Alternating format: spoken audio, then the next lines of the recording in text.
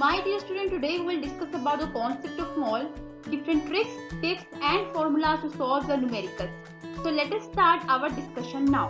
जब भी हम लोग किसी भी सुपरमार्केट में जाते हैं तो हम अपने डिजायर्ड चीज खरीदने के लिए किसी भी स्टैंडर्ड वैल्यू का यूज करते हैं. फॉर एग्जांपल हम राइस को खरीदने के लिए 1 किलोग्राम यूज करते हैं. इसके अलावा एग्स खरीदने के लिए 1 डजन यूज करते हैं और इसके अलावा फ्रूट्स खरीदने के लिए भी 1 डजन स्टैंडर्ड क्वांटिटी को यूज करते हैं.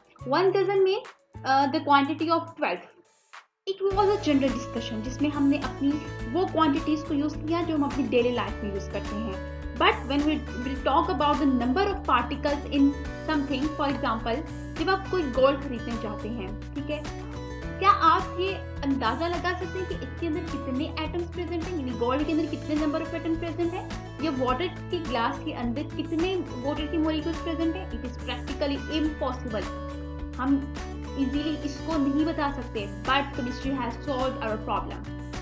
We can calculate the number of particles or simply number of atoms, molecules or formula unit in something by understanding the concept of mole.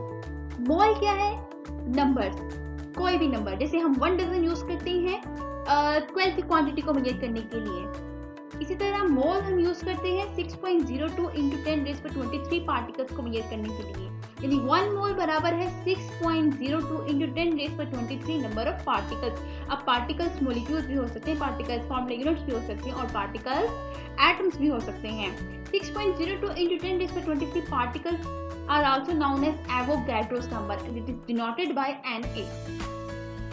यहाँ पर कुछ टर्म्स को देख लेते हैं. For example atomic mass. Atomic mass of one atom and molecular mass is mass of one molecule, but molar mass is actually mass of 1 mole. और 1 mole कितने particles के बराबर है?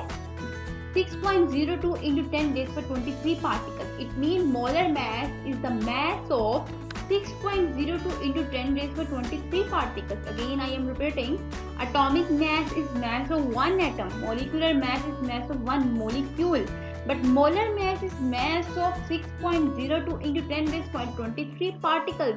Particles can be atom, particles can be molecule और particles can be ions.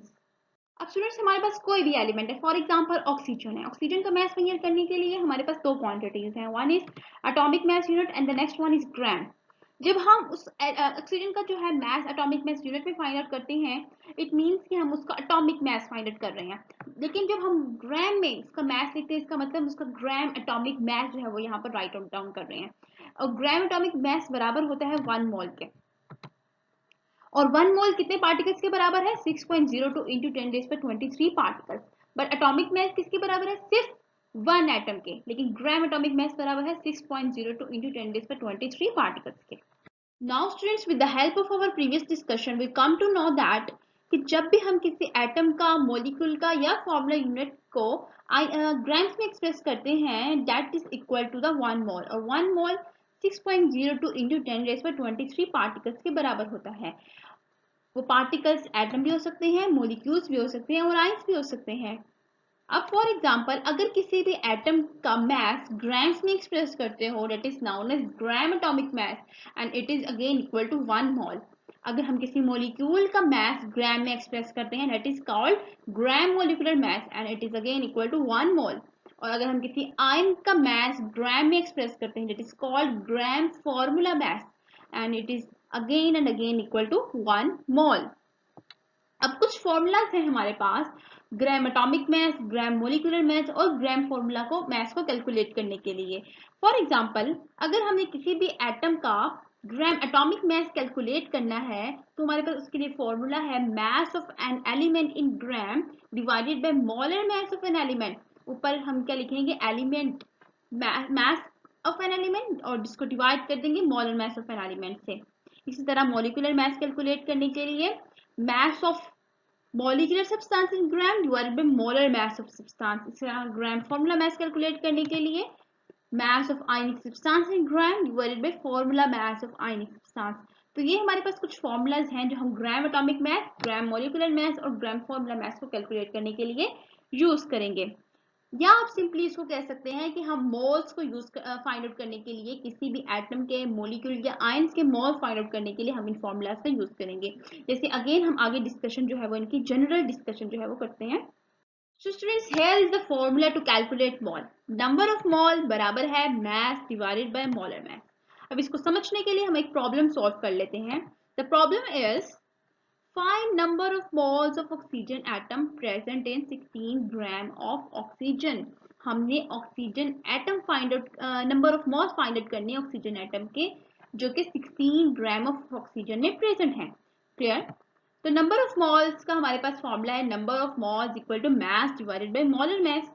मास यहाँ पर हमारे पास है 16 और मोलर मास हमें मालूम होता है दैट इज 16 ग्राम पर मोल. Number of mole is equal to 16 divided by 16 is equal to 1 mole of oxygen atom. इसका मतलब कि अगर हमारे पास ऑक्सीजन के 16 ग्राम हैं तो वो 1 मोल के बराबर होता है. तो यहाँ पर आई थिंक आपको क्लियर हो गया होगा कि हम किस तरह जो है वो मोल्स फाइंड आउट कर सकते हैं, किस तरह number of particles find out कर सकते हैं. जैसे मैंने ग्लास ऑफ वाटर की बात की थी, तो ग्लास ऑफ वाटर में हमने किस तरह number of particles find out कर लिए.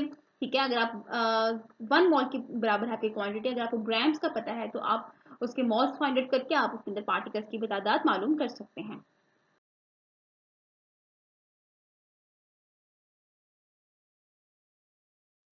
स्टूडेंट्स, हमने मोल्स तो फाइंड आउट कर लिए, लेकिन एज यू नो हमने पार्टिकल्स फाइंड आउट नहीं किए. तो नंबर ऑफ पार्टिकल्स हमारे पास एटम्स भी हो सकते हैं, मॉलिक्यूल्स भी हो सकते हैं और फॉर्मूला यूनिट भी हो सकते हैं. तो उसको कैलकुलेट करने के लिए हमारे पास जो फॉर्मूला है number of particle is equal to mass divided by molar mass multiply by Avogadro's number.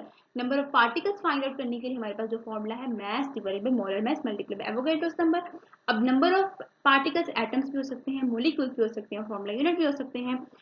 अगर आपको number of atoms find out करने के लिए कहा जाए तो आप क्या करोगे, मास को डिवाइड कर दोगे मल्टीप्लाई में और मल्टीप्लाई कर दोगे इसको मोलर मास से. इसका मतलब कि अगर नंबर पूछे जाए किसी भी एटम के, एक ग्लास ऑफ वाटर में अगर आपको पूछा जाए कि इसके अंदर मॉलिक्यूल्स की तादाद कितनी है, वाटर मॉलिक्यूल्स की तादाद कितनी है, तो आप क्या करोगे, मास उसके मास को डिवाइड कर दोगे इसके मोलर मास से और उसको मल्टीप्लाई कर दोगे एवोगैड्रोस नंबर से.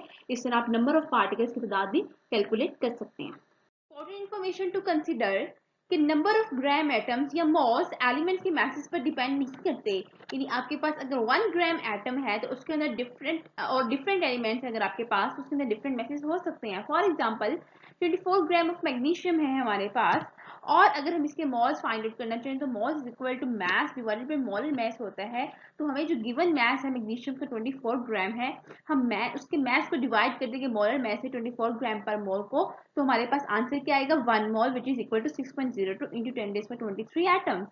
लेकिन अगर हम दूसरे एग्जांपल देखें 12 ग्राम है हमारे पास कार्बन, तो कार्बन के अगर हम मोल्स फाइंड आउट करना चाहें तो moles equal to mass divided by molar mass होता है. तो 12 ग्राम को हम डिवाइड कर देंगे इसके मोलर मास से कार्बन के, तो 12 ग्राम पर मोल से हम डिवाइड कर देंगे और हमारे पास 1 मोल आ जाएगा which is equal to 6.02 into 10 days में 23 एटम्स. इसका मतलब ये हुआ कि हमारे पास अगर मैग्नीशियम है उसके 24 ग्राम है और कार्बन है जिसके 12 ग्राम है, तो उनकी नंबर ऑफ मॉल्स सबके दोनों के सेम है और नंबर ऑफ मॉल्स जो है या नंबर ऑफ ग्राम एटम जो है वो मैसेज पर डिपेंड नहीं करते. तो हमने यहाँ से एक रिजल्ट जो है वो अपना गेन किया कि मैग्नीशियम जो है वो कार्बन के जो है वो कार्बन से ट्वाइस ज़्यादा है, 2 टाइम्स जो है वो ज़्यादा है. तो 2 time atom of carbon 2 multiply by 12 gram of carbon is equal to 24 gram. तो magnesium is twice heavier than that of carbon, लेकिन इनके अंदर जो नंबर ऑफ मॉल्स हैं उनकी तादाद जो है वो सेम है.